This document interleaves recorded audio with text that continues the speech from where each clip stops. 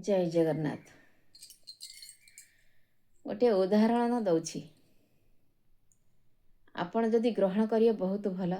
ଆପଣ ଯଦି ଗ୍ରହଣ ନ କରି ତାଚ୍ଛଲ୍ୟ କରି ଉପହାସ କରିବେ, ତାହେଲେ ତାର ଠିକ୍ ଭୁଲର ତର୍ଜମା ଭଗବାନ କରିବେ, ଆପଣ କରିବା ପାଇଁ କେହି ନୁହଁ। ଆପଣ କାହିଁକି ଏତେ ତର୍ଜମା କରୁଛନ୍ତି କହିଲେ? ଭାଗ୍ୟ ଛଡ଼ା ପଥ ନାହିଁ, ଆପଣ ଏହା ନିଶ୍ଚିନ୍ତ ଜାଣିଛନ୍ତି। ଗୋଟିଏ ଜିନିଷକୁ କିଛି କ୍ଷଣ ପାଇଁ ଭାବନ୍ତୁ ନା, ଆମେ ଏ ଦୁନିଆକୁ ମଣିଷ ହୋଇ ଜନ୍ମ ହେଇଛୁ। କଳିଯୁଗ ବାରେଣା କଳିଯୁଗ ଅତିକ୍ରମ କରିଗଲାଣି। ଆପଣ ବାରେଣା ବହୁତ କଷ୍ଟିତରେ, ବହୁତ ଦୁଃଖ କଷ୍ଟ ଝଡ଼ ଝଞ୍ଜା ବହୁତ କିଛି ସହିଲେଣି। ଆଉ ଅଳ୍ପ ଅଛି କଳିଯୁଗ ଶେଷ ହେବାକୁ। ତେଣୁ ଏହି ସମୟରେ ଆପଣ ହିଂସା, ବାଦ, ଅହଙ୍କାର, ସମସ୍ତଙ୍କର ତର୍ଜମା ଏସବୁରୁ ଦୂରେଇ ରୁହନ୍ତୁ। କିଏ ପରକ୍ଷା ପ୍ରୀତି କଲା, କିଏ କାହାକୁ ନେଇ ଚାଲିଗଲା, ଏସବୁରୁ ବି ଦୂରେଇ ରୁହନ୍ତୁ। କାରଣ ଯିଏ ଏସବୁ ଭୁଲ କରିଥିବ ତାକୁ ଭଗବାନ ଦଣ୍ଡ ଦେବେ, ଆପଣମାନେ ନୁହଁ। ଆଉ ସେଇମାନଙ୍କୁ ମୋର ଗୋଟିଏ ଅନୁରୋଧ, ଏ ସମୟରେ ଆଉ ସେଭଳି ଭୁଲ କରନ୍ତୁ ନାହିଁ। ନିଜ ପିଲା ଛୁଆ ସ୍ୱାମୀକି ଛାଡ଼ିକି ଚାଲିକି ଯାଆନ୍ତୁ ନାହିଁ। ମୁଁ କହିଦେଉଛି ସତ, କିନ୍ତୁ ସେ ଯଦି ଭଗବାନଙ୍କର କୌଣସି ପୂର୍ବପାରଧ୍ୟ କର୍ମ ଥିବ, ମୁଁ ତାହା ବି କହିପାରିବି ନାହିଁ।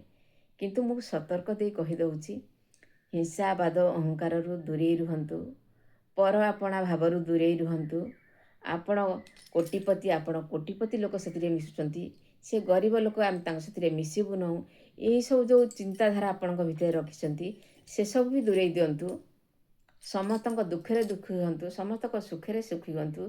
ଯେତିକି ଆମର ଆବଶ୍ୟକ ଧନ, ସେତିକି ଧନକୁ ଆମର ଅନୁସରଣ କରନ୍ତୁ। ଅଧିକା ଧନକୁ ଅନୁସରଣ କରନ୍ତୁ ନାହିଁ। କାରଣ ଗୋଟେ ଜିନିଷ, ଗୋଟେ କୁଷ୍ଠ ରୋଗୀଟାକୁ ମଣିଷ ଘୃଣା କରୁଛନ୍ତି, କ୍ୟାନ୍ସର ରୋଗୀ, ଏମିତି ଅନେକ ରୋଗୀକି ଘୃଣା କରୁଛନ୍ତି। ସେ ଘୃଣାର କ'ଣ ଦଣ୍ଡ ନାହିଁ? ଦଣ୍ଡ ନିଶ୍ଚିନ୍ତ ଅଛି। ଆପଣ ଗୋଟେ ଗରିବକୁ ଘୃଣା କରୁଛନ୍ତି, ସେ ଗରିବ ପ୍ରତି ଯେଉଁ ଘୃଣା ଭାବଟା ଆସି, ପାତର ଅନ୍ତର ଭାବଟା ଆସି, ସେଥିରେ କ'ଣ ଦଣ୍ଡ ନାହିଁ? ସେଥିରେ ବି ଦଣ୍ଡ ନିଶ୍ଚିନ୍ତ ଅଛି। ଆପଣ ଧନ ନେଇ ଗର୍ବ ଅହଙ୍କାର କରୁଛନ୍ତି, ସେଥିରେ କ'ଣ ଦଣ୍ଡ ନାହିଁ? ସେଥିରେ ବି ଦଣ୍ଡ ନିଶ୍ଚିନ୍ତ ଅଛି। ଆପଣ ଜଣଙ୍କ ସଂସାର ଭାଙ୍ଗି ଦେଉଛନ୍ତି, ସେଥିରେ କ'ଣ ଦଣ୍ଡ ନାହିଁ? ସେଥିରେ ନିଶ୍ଚିନ୍ତ ଦଣ୍ଡ ଅଛି। ଆପଣଙ୍କ ସ୍ୱାମୀ ଆପଣଙ୍କୁ ପଚାରୁନାହାନ୍ତି, ପରୋକ୍ଷା ପ୍ରୀତି କରୁଛନ୍ତି, ନିଶ୍ଚିନ୍ତ ଆପଣ କେଉଁ ଜନ୍ମରେ କ'ଣ ପାରଧ୍ୟ କରିଥିବ, ଭୁଲ କର୍ମ କରିଥିବ, ସେଥିପାଇଁ ଏଭଳି ଲୀଳା ଘଟୁଥିବ।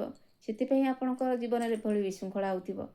କି ସେମାନେ ତାଙ୍କର କେଉଁ ପର ମୁହୂର୍ତ୍ତେ, କେଉଁ ପିଢ଼ିରେ ତାଙ୍କର ବିଚ୍ଛେଦ ହୋଇଥିବେ, ତାଙ୍କ ସମ୍ପର୍କ ଭଗବାନ ଡୋରି, ସେ ଡୋରିଟାକୁ ବାନ୍ଧି ଦେଇଥିବେ।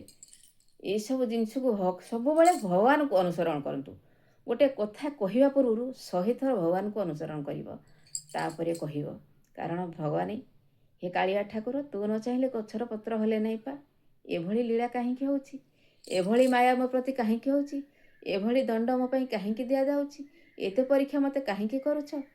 ସବୁ ସିଏ ଭଗବାନଙ୍କୁ ପଚାରନ୍ତୁ ନା, ସବୁର ଉତ୍ତର ତାଙ୍କରି ଠାରୁ ପାଇଯିବେ। ଆଉ ମଣିଷ ଠାରୁ ଉତ୍ତର ଖୋଜିବାକୁ ଚାହିଁଲେ କେବଳ ଖଣ୍ଡା ଛୁରୀ ଭୁଜାଲିରେ କାର୍ଯ୍ୟ, ଆଉ ତା ବ୍ୟତୀତ କିଛି ଜାଣନ୍ତି ନାହିଁ ଏ ମଣିଷ। ତେଣୁ ସମସ୍ତଙ୍କୁ ସମାନ ଭାବନ୍ତୁ।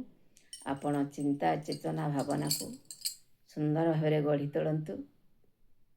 ଆଉ ଯାହା ସେଥିରେ ଆପଣ ଗୋଟିଏ ସେକେଣ୍ଡ ପାଇଁ ଭଲ କଥା ହେଇଛନ୍ତି ନା, ସାରା ଜୀବନ ପାଇଁ ସେ ଲୋକଙ୍କୁ ମନେ ରଖନ୍ତୁ। ଯେତେବେଳେ ଆପଣ ଭେଟନ୍ତୁ, ତାଙ୍କୁ ଅଣଦେଖା କରି ଚାଲିଯାଆନ୍ତୁ ନାହିଁ। ତାଙ୍କ ସେଥିରେ ପଦେ ସୁନ୍ଦର ଭାବରେ କଥା ହୋଇଯାଆନ୍ତୁ। ଆଉ ଯଦି ତା ଭିତରେ ଭୁଲ ଠିକ୍ ରହିଥାଏ, ବୁଝେଇ ଦିଅନ୍ତୁ ନା। ଏ ପାଟିରେ ବିଷ ଅଛି, ଏ ପାଟିରେ ଅମୃତ ଅଛି। ବିଷଟାକୁ କାଢ଼ିକି ଫିଙ୍ଗି ଦିଅନ୍ତୁ, ଅମୃତକୁ ଖାଲି ଗ୍ରହଣ କରନ୍ତୁ ନା। କଳିଯୁଗର ଶେଷ ସମୟ ଆସିଲା, କେବଳ ଅମୃତକୁ ଗ୍ରହଣ କରନ୍ତୁ। ଏତିକି ମୋର ସମସ୍ତଙ୍କୁ ଅନୁରୋଧ।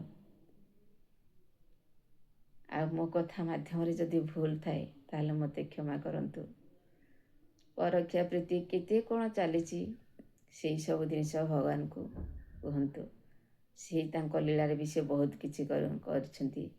ବାଳି ସୁଗ୍ରୀବ ଯେମିତି, ରାବଣ ଯେମିତି, ମନ୍ଦୋଦରୀ, ଏଇମାନଙ୍କ ପ୍ରତି ଯେଉଁ ହୋଇଛି, ତାପରେ ଅନେକ ବିଭାଲେ କଳିଯୁଗରେ ଯେଉଁ ଭୁଲରେ ଆଖ୍ୟା ଦିଆଯାଉଛି। ଭଗବାନ ତମର ଅଷ୍ଟପାଟ ବଞ୍ଚିଥିଲେ, ତମେ କାହିଁକି ରାଧା ସଙ୍ଗେ ପ୍ରେମ ଲୀଳା କରୁଥିଲ? ଦଶରଥ କାହିଁକି 3ଟା ବିବାହ ହେଉଥିଲେ?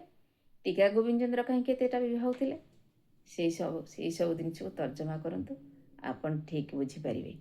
ଭଗବାନଙ୍କ ଲୀଳା କ୍ଷେତ୍ରରେ ଏଭଳି ହେଇଛି, ଆମେ ତ ଛାର ମଣିଷ, ଠିକ୍ ଆମ ଲୀଳା କ୍ଷେତ୍ରରେ ଏମିତି ରଖିଥିବେ। ଏଇସବୁ ଜିନିଷକୁ ଭାବନ୍ତୁ। ରହୁଛି, ମୋ କଥା ମାଧ୍ୟମରେ ଭୁଲ ଥିଲେ ମୋତେ କ୍ଷମା କରିବେ। ଜୟ ଜଗନ୍ନାଥ।